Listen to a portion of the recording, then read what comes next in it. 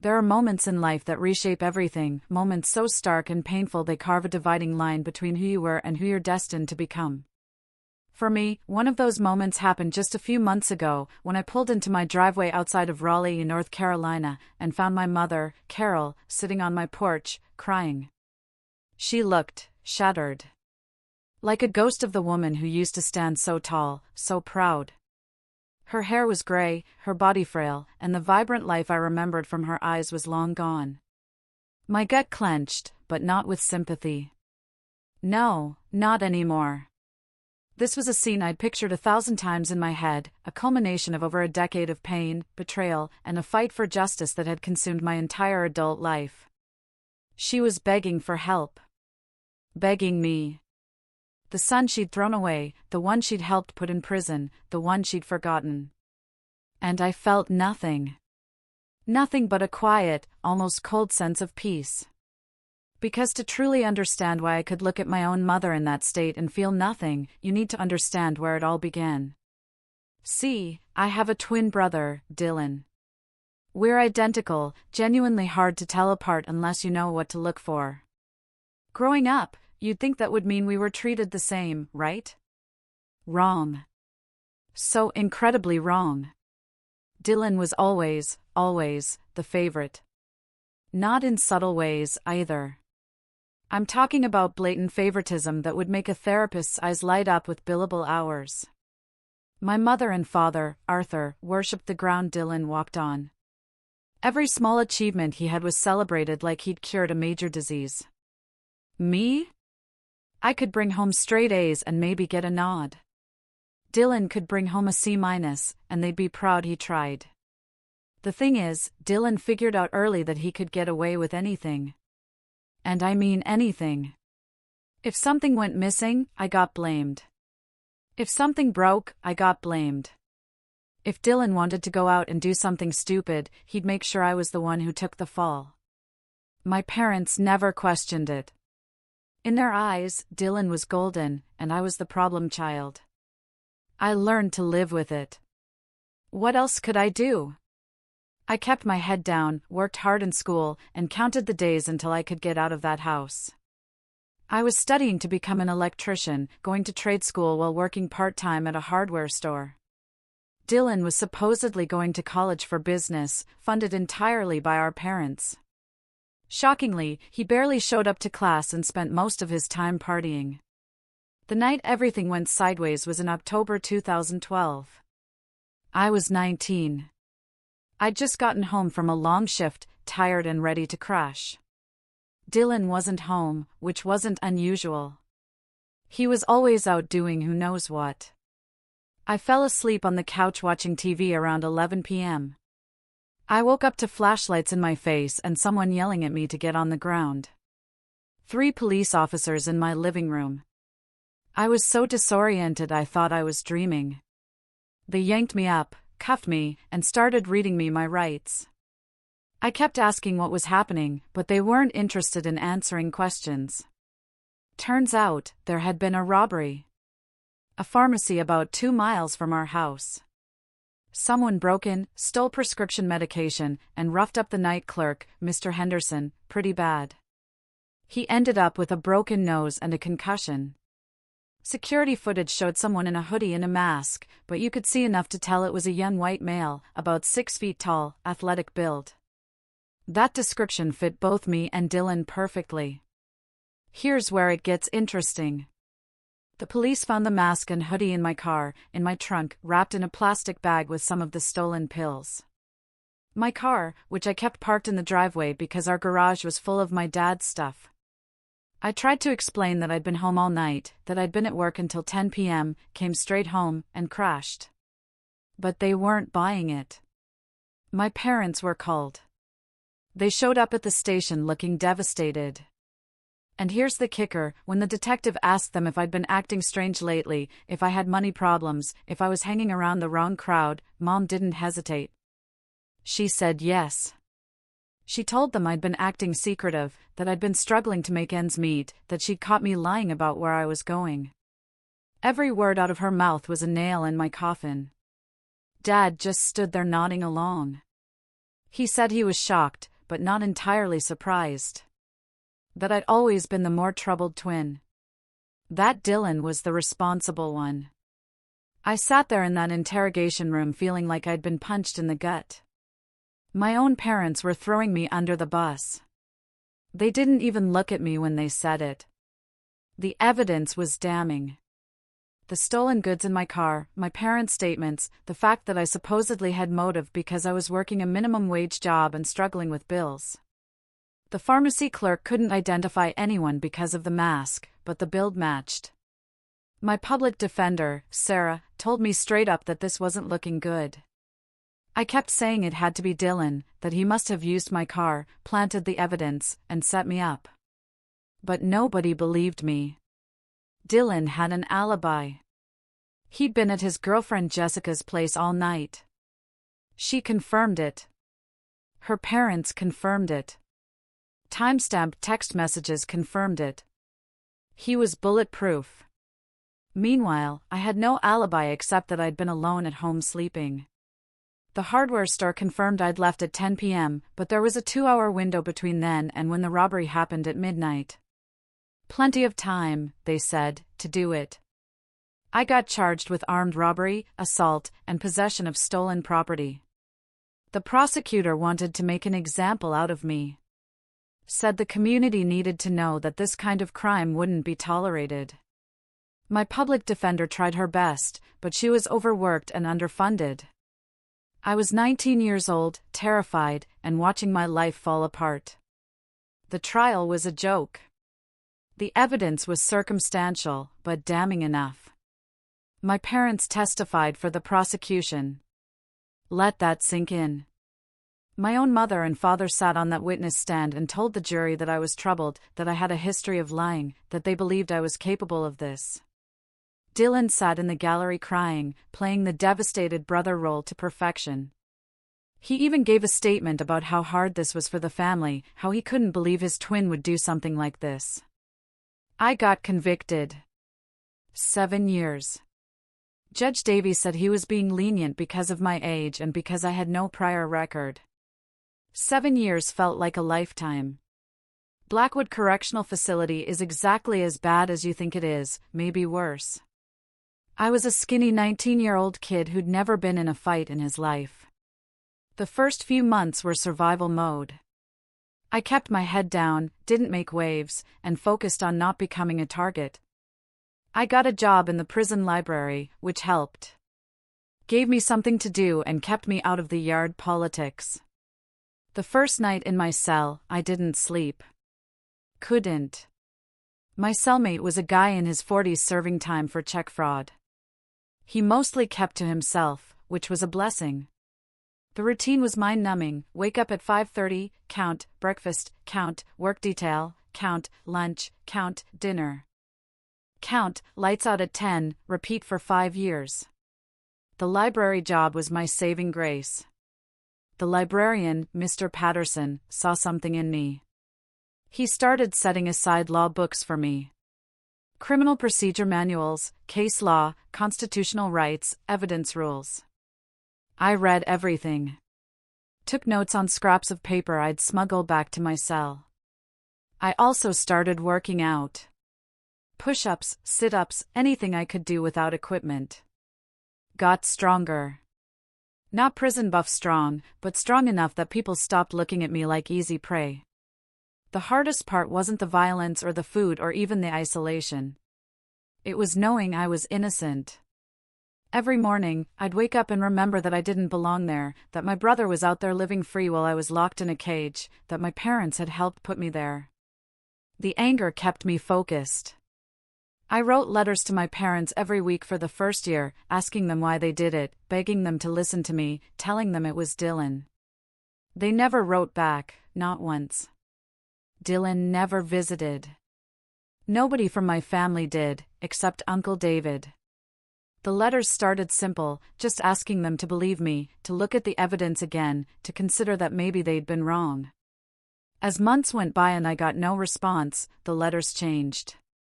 They got angrier, more desperate. I'd write pages detailing why it had to be Dylan, listing all the times he'd set me up before, all the times they'd believed him over me. Nothing. Complete silence. After a year, I stopped writing. What was the point? They'd made their choice, and no amount of letters from prison was going to change their minds. The only person who showed up was my uncle, my mom's brother, Uncle David. He came to visit me about 8 months into my sentence. He'd heard what happened and wanted to hear my side. I told him everything. He listened. Really listened. And when I was done, he said something I'll never forget. He said my parents had always played favorites. That he'd called them out on it multiple times over the years. And that he wasn't surprised they'd chosen Dylan over me, even in this situation. He said he believed me. That was the first time since this whole nightmare started that anyone had said those words. Uncle David became my lifeline. He visited when he could, put money on my commissary account, and most importantly, he kept me updated on what was happening outside. The visits with Uncle David were the only thing that kept me sane. He'd drive 3 hours each way every other month just to sit across from me and talk. He believed me from day one. Never wavered. Said he knew his sister had screwed up bad, that he tried to talk to her, but she wouldn't listen. Uncle David, a regional sales manager, made decent money and had no kids of his own. He decided to help me. He also kept notes. Every time he visited, he'd document what Dylan was doing. We were building a case even then. Turns out, after I got locked up, Dylan suddenly had money. He dropped out of college and started a pressure washing business, bought himself a nice truck, moved into his own apartment. Mom and Dad were so proud. The timeline never made sense. Dylan had been a broke college student. Then suddenly, within 6 months of me getting convicted, he's got startup capital, a truck, an apartment. The pills from the pharmacy were worth about 15 grand on the street. Pills that nobody ever recovered. Pills that Dylan had obviously kept and sold to fund his new life. Uncle David didn't buy it. He started paying attention, documenting everything. How many jobs Dylan actually did versus how much he spent. The numbers never matched up. I spent 5 years inside. Got out in 2017 on good behavior. I was 24 years old with a felony record, no family, and nothing to my name except the determination to prove my innocence. Uncle David picked me up. I walked out carrying a plastic bag with my belongings. He pulled me into a hug. The first real hug I'd had in 5 years. He'd set up the spare bedroom for me. Clean sheets, clothes in my size, toiletries. First thing I did was take a 2-hour shower. Prison showers are quick and cold. Being able to stand under hot water felt like luxury. Uncle David had lined up work for me with a guy named Mike, who ran a small electrical company. Mike had done time himself. Got out and went straight. He understood. The work was good. Physical, demanding, kept my mind busy. I worked like a man possessed. 60 to 70-hour weeks. Saved every penny. Mike noticed. After 6 months, he started teaching me more than just basic electrical work, building codes, bidding on jobs, running a business. He told me one day that clearing my name would be easier once I'd built something worth protecting. That nobody listens to an ex-con with nothing to lose, but they listen to a successful businessman. It was good advice. So, I worked and saved. After a year, I had enough to see a lawyer. Not about reopening the case yet, but about what it would take. The lawyer, Rebecca, laid it out. I needed new evidence. A confession would be gold. She said I was looking at a long shot, but not impossible. Getting my electrician's license with a felony conviction was a nightmare. But Mike wrote me a letter. Uncle David wrote one. Even Rebecca did. The board approved me after 6 months. In 2019, I officially started my own company. Small operation, just me and one helper, but it was mine. I bid on residential jobs. Slowly built a reputation. While I was building my life, I was also building a case. I hired a private investigator named Detective Miller, a former cop who specialized in wrongful convictions. Uncle David and I split the cost. Detective Miller was thorough. He spent 3 months going through paperwork before doing field work. Then he found something. Jessica, the girlfriend who'd given Dylan his alibi, had moved to another state. Detective Miller tracked her down. She admitted Dylan had pressured her to lie about the time he'd arrived. He'd showed up closer to 1 a.m., not 10 p.m., like she'd testified. That gave Dylan enough time to commit the robbery and get to her place, but it wasn't enough to reopen the case. I needed more. Detective Miller kept digging. By 2019, Dylan's life was falling apart. The pressure washing business had collapsed. He was back living with mom and dad at 26. But he still had money. Detective Miller figured out where it was coming from. Dylan was dealing electronics, stolen goods. Uncle David and I documented everything: photos, license plates, records of him selling things online for below retail. We built a file over 2 years, but I still needed to connect him to the original robbery. I needed him to admit it. That's where things got creative. I'd been out of prison for about 3 years at this point. I was 27. My electrical business was doing well enough that I could afford a decent apartment and put food on the table. I'd stayed completely off my family's radar. They thought I'd left town after getting released, moved to another state, started over somewhere else. Dylan had no idea I was even around. No idea I was watching, planning, waiting for the right moment. By this point, my business had 3 employees, and we were staying busy. I'd moved out of Uncle David's place into my own apartment. Nothing fancy, but it was mine. No roommate, no guards, no counts, just freedom. Still felt surreal sometimes. I'd also started working out seriously, not just push-ups in my cell anymore. Real gym, weights, proper nutrition. I put on 40 pounds of muscle over those 3 years. Changed my look entirely. Grew a beard, started wearing different style clothes, got contacts instead of glasses, then fake glasses when I needed a disguise. The difference between 19-year-old me and 27-year-old me was dramatic. Detective Miller and I had been planning this for months. The sting operation. Detective Miller had connections from his cop days, and he knew a guy who could set up recording equipment that looked like everyday objects. We got a button cam, high-quality audio, the works. I decided it was time to make contact, but not directly.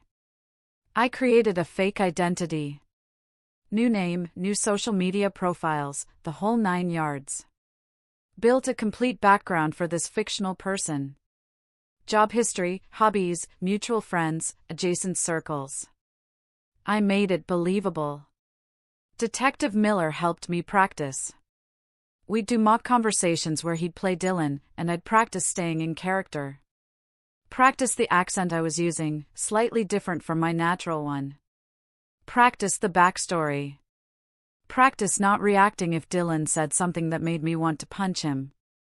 It took weeks before Detective Miller said I was ready. I reached out to Dylan through a burner account, saying I was interested in buying electronics in bulk for a small business I was starting. Could he help me out? Dylan, always looking to make a quick buck, jumped at it. We exchanged messages for a few days, built rapport. I played the eager buyer, asked the right questions, showed I knew enough about the business to be legitimate, but not so much that I'd be suspicious. We arranged to meet at the corner cafe.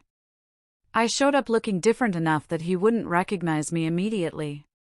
Different haircut, beard, gained about 30 pounds of muscle from working construction and working out obsessively. I wore glasses even though my vision is fine. Dressed differently than I ever had before. The first moment I saw him in person after 8 years, I almost lost it. He looked older, softer around the middle, had the same smug expression I remembered. He was sitting in a booth, scrolling on his phone when I walked in. I took a breath, reminded myself why I was there, centered myself, and walked over. We shook hands. His grip was weak. I sat down across from him and started the show. I played the interested buyer perfectly, asked about his operation, his sources, his prices. He ate it up. Loved talking about himself. Loved bragging about his business sense. Classic Dylan hadn't changed a bit. We talked business. He laid out his whole operation without a second thought. How he sourced the electronics, his markup, his customer base. Dude was practically bragging about it. I played the interested buyer, asked about his background, how he got started. I let him talk for a good 20 minutes about his current operation before I started steering the conversation. I asked him how long he'd been doing this kind of work. He said about 7, 8 years. I acted impressed. Told him that took guts to get started so young. And here's where it got good. Dylan started telling me about how he'd always been entrepreneurial, how he'd gotten his start by pulling off a big score years ago. Said he needed startup capital and took matters into his own hands.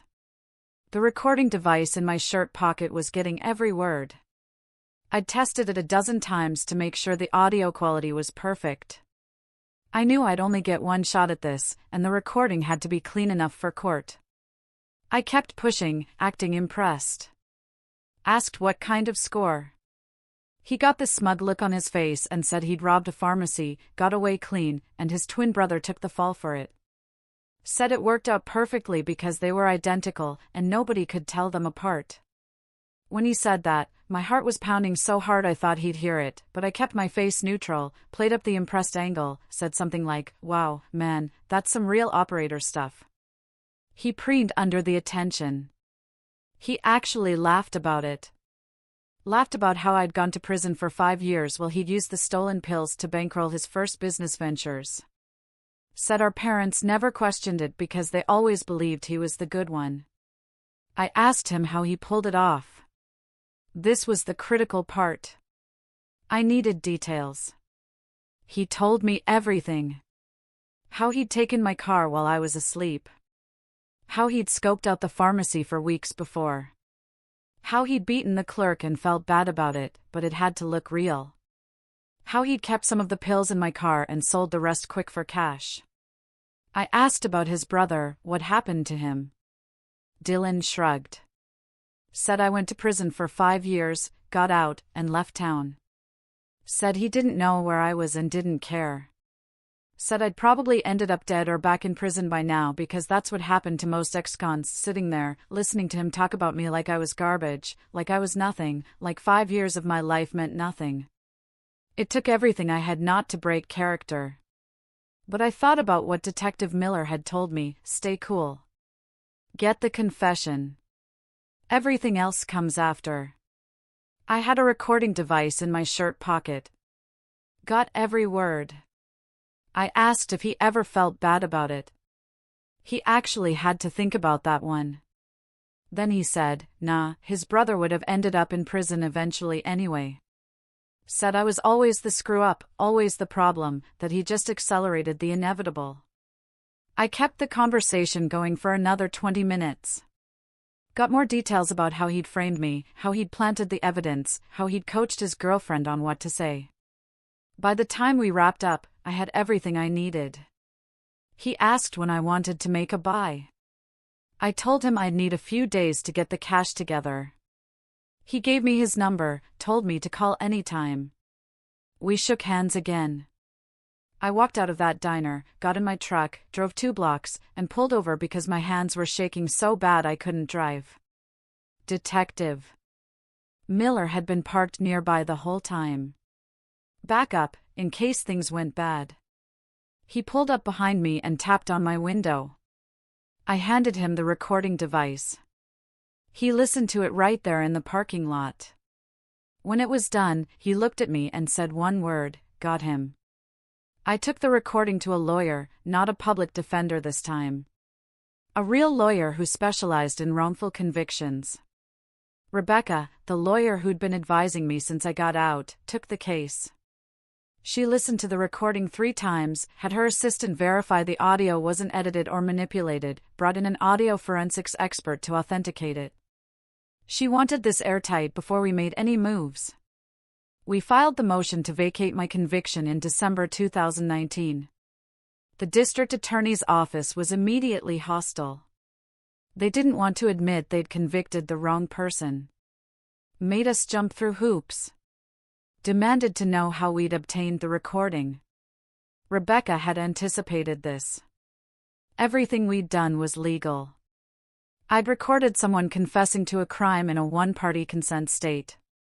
Clean as could be. The process took 8 months. 8 long months of legal back and forth. The district attorney's office fought it at first, but once they heard the recording and saw the evidence, they couldn't deny it. Dylan's ex-girlfriend, Jessica, agreed to give a new statement after being granted immunity. She confirmed everything on the recording.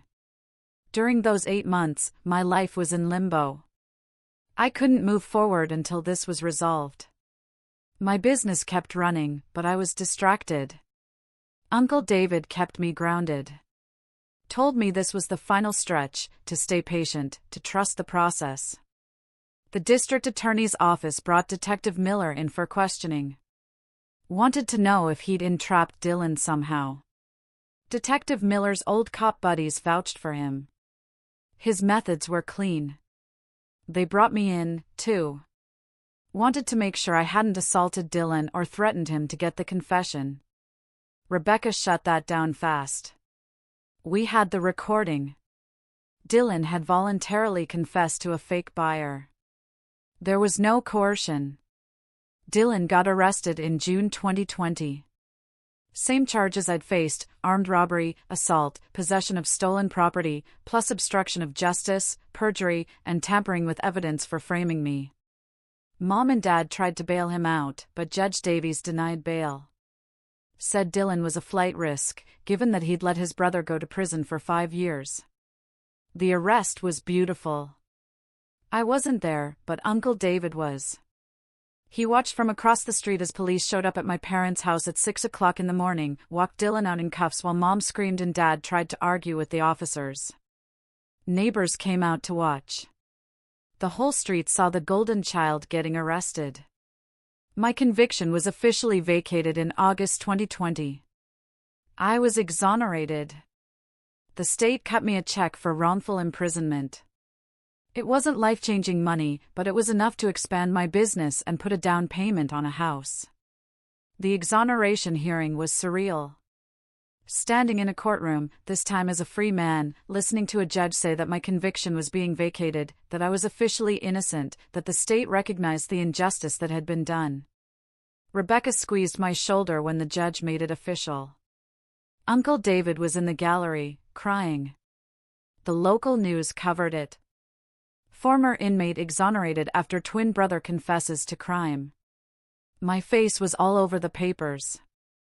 My story went semi-viral on social media.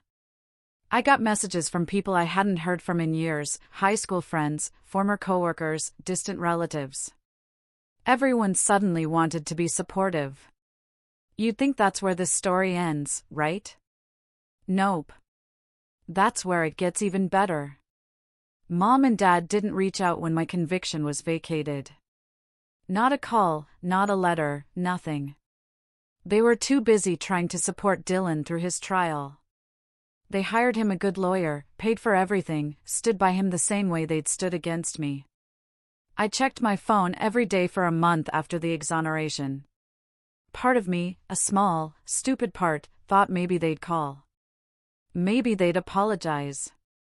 Maybe seeing the truth laid out in court would make them realize what they'd done. Nope. Radio silence. Uncle David told me they were in complete denial, refusing to believe Dylan had actually done it, claiming the recording was fake or that I'd somehow manipulated Dylan into saying those things. The mental gymnastics they were doing to avoid accepting reality was Olympic level. Dylan got convicted in January 2021. The evidence was overwhelming, and he couldn't exactly claim he hadn't said those things on the recording, his own voice talking about framing his twin brother. The jury took 4 hours to come back with guilty on all counts. Dylan's trial was faster than mine had been. His lawyer tried to argue entrapment but couldn't make it stick. Tried to claim the recording was inadmissible, but Judge Davies shot that down. Tried to paint me as vengeful and out to get my brother, which, yeah, obviously. But that didn't change the fact that Dylan had confessed to the crime. Jessica, the ex-girlfriend, testified. Told the whole court how Dylan had pressured her to lie, how she'd been young and scared and thought she was helping her boyfriend. She cried on the stand, said she'd lived with guilt for 8 years, knowing she'd helped send an innocent person to prison. The pharmacy clerk, Mr. Henderson, testified, too. Told the court about his injuries, the trauma he still dealt with, the nightmares. He looked right at Dylan and said he hoped he'd get every year he deserved. Dylan got 12 years. It would have been more, but his lawyer argued that he was young when he committed the crime and had no prior record. Judge Davies didn't care much for that argument, given what he'd done to me. But the law is the law. The sentencing hearing was my favorite part. I got to give a victim impact statement. I stood up in that courtroom and looked my brother in the eye for the first time in 9 years. I told him about prison, about the fear, the violence, the isolation, about spending my 20th, 21st, 22nd, 23rd, and 24th birthdays in a cell, about missing my entire early 20s because he needed startup money. I told him about Mom and Dad testifying against me. About the letters I'd written that they never answered, about Uncle David being the only family member who gave a damn. About building a life from nothing after getting released while he was living comfortable with Mom and Dad. Dylan didn't look at me, kept his eyes down the whole time. Coward. Couldn't even face what he'd done. When I was done, the judge asked if he had anything to say. Dylan's lawyer advised him not to speak. Good call. Nothing he could have said would have helped. 12 years. He'll be there for another 7 years, at least. After Dylan got sentenced, things got real quiet. Mom and Dad had spent a fortune on his defense.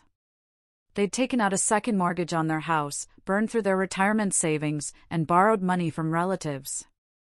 They were financially ruined. I knew all this because Uncle David kept me updated. He'd completely cut them off after Dylan's conviction. Said he was disgusted by how they'd treated me, and he wanted nothing to do with them anymore. I bought a nice house in 2021. Nothing crazy. But it's mine. 3 bedrooms, good neighborhood, room for a workshop in the garage. I'd been working on getting my contractor's license, and by 2022, I had my own full-service electrical contracting company. Small but growing. I hired 3 guys, and we stayed busy. Life was good. I was dating someone I'd met through work, Chloe, a project manager for a construction company. She knew my whole story and didn't care. Said it showed I had character, that I'd survived all that and come out the other side better. We've been together 2 years now, and honestly, she's the best thing that's ever happened to me. Meanwhile, Mom and Dad were falling apart. The house they'd mortgaged was falling into disrepair. They couldn't afford to fix anything. Dad had to keep working even though he was past retirement age because they had no savings left. Mom's health was declining. The stress of everything had taken its toll. Uncle David told me they'd reached out to relatives asking for money. Everyone refused.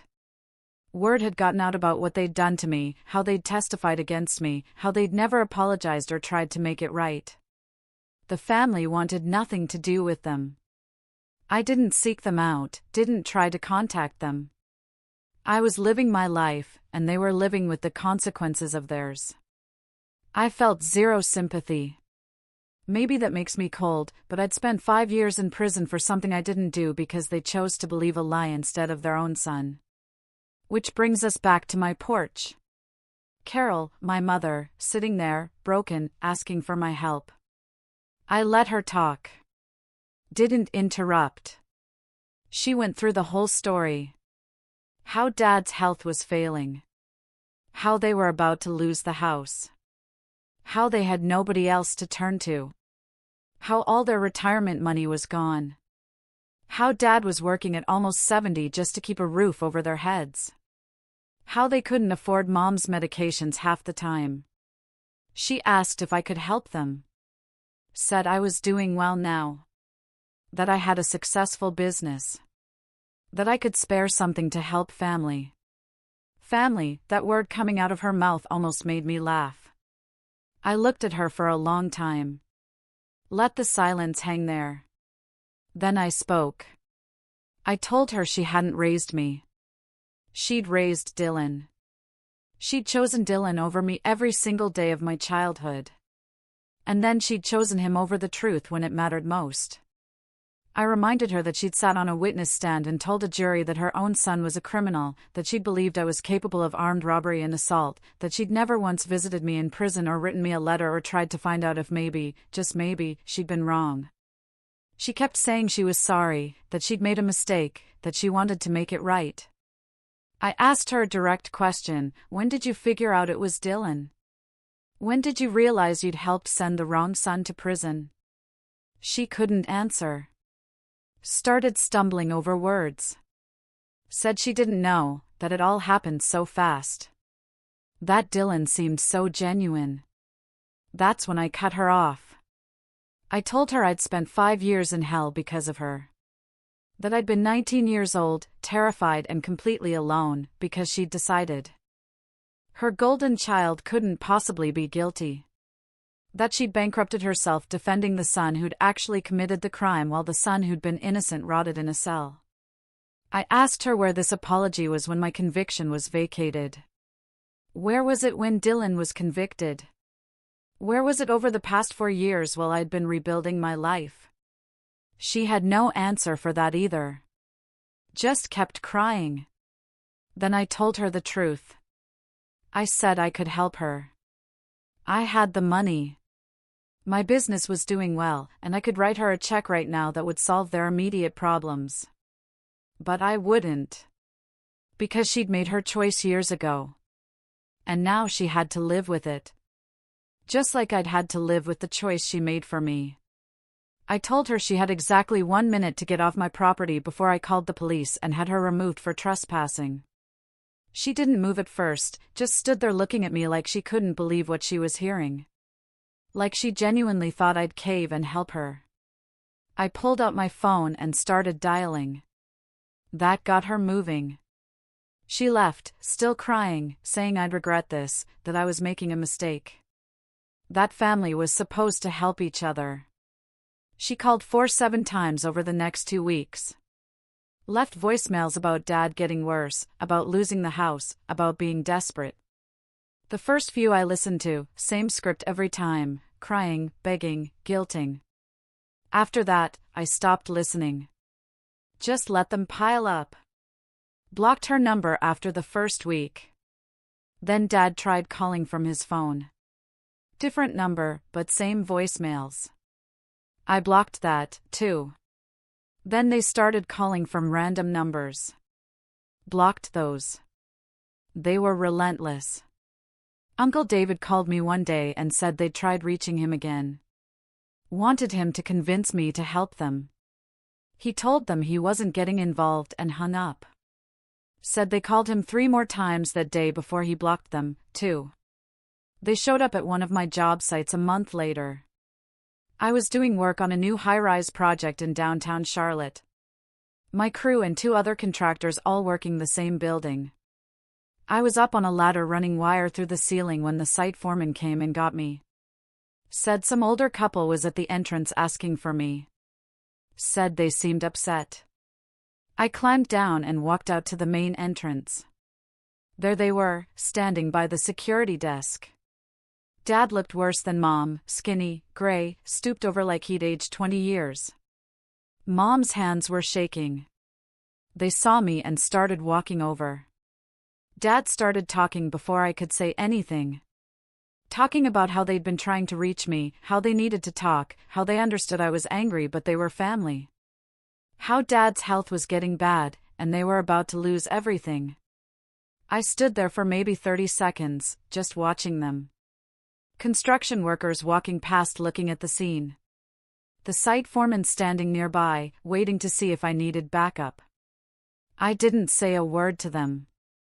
Turned to the foreman and told him these people were trespassing. That they needed to be escorted off the property. Asked him to call security. Dad tried to argue. Started raising his voice. Said I was his son, that I couldn't just have them thrown out. Mom was crying again, making a scene. Security showed up within 2 minutes. 2 guys asked them to leave. Dad kept arguing. Said he had a right to talk to his son. The security guard told him no, he didn't. That this was private property, and he was trespassing. Said they could leave voluntarily or he'd call the police. That shut Dad up. They left. Mom looked back at me as they walked away. I turned around and went back to work. My crew asked me what that was about. I told them nothing important. Got back up on the ladder and finished running the wire. They sent letters after that. I burned them without opening them. Could tell from the handwriting on the envelopes who they were from. Didn't care what they said. Threw them in my fireplace and watched them turn to ash. Uncle David told me 6 months ago that they lost the house. Bank foreclosed. They moved into a small, 1-bedroom apartment on the other side of town. Dad's still working at 68. Mom's health keeps getting worse, but they can barely afford her medications. Dylan's got another 7 years minimum in Blackwood Correctional Facility. He tried writing me once from there. I recognized the return address, didn't open it, wrote return to sender, and dropped it back in the mail. It's been a long, hard journey to get here. To build this life, to find this peace, and to stand firm in the face of what was done to me. Do you think I handled this right?